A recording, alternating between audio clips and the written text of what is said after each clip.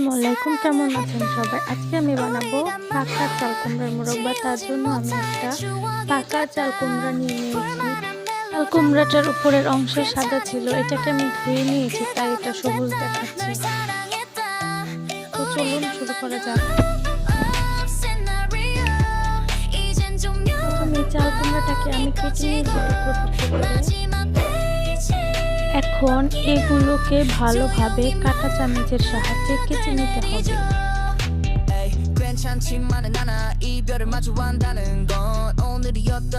চাল কুমড়োগুলোকে ভালোভাবে কেটে নেওয়া হয়ে গেছে।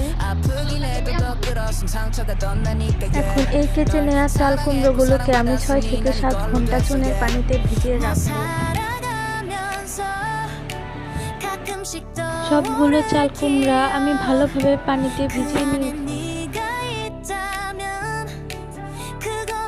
6 থেকে 7 ঘন্টা পর চাল কুমড়োগুলো শক্ত হয়ে গেছে।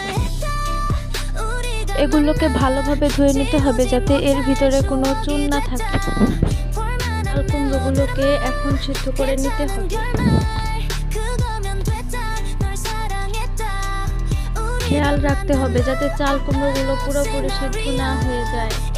এগুলোকে সিদ্ধ করার পর ভালোভাবে ধুয়ে পানি ঝরিয়ে নিতে হবে। তারপর একটা প্যানে চাল কুমড়োগুলোকে দিয়ে দিতে হবে। চাল কুমড়োগুলোকে দেওয়ার পর আমি এর উপরে চিনি দিয়ে দিব।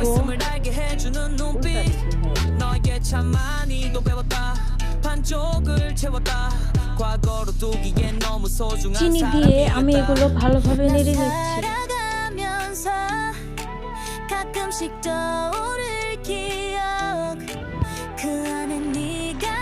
এরপর এগুলো দেখতে এই অবস্থায় চলে এসেছে।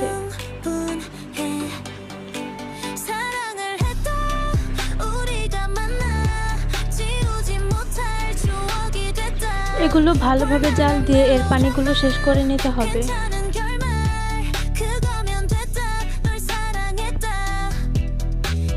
চাল কুমড়োগুলো হয়ে গেছে। এখন আমি এগুলোকে নামিয়ে একটা একটা করে একটা ট্রেতে শুকিয়ে নিচ্ছি। আমার চাল কুমড়োগুলোতে পানি পানি ছিল, তাই আমি এগুলোকে আবার জাল দিয়ে নিয়েছিলাম। তাই চাল কুমড়োগুলো একটু লাল হয়ে গেছে।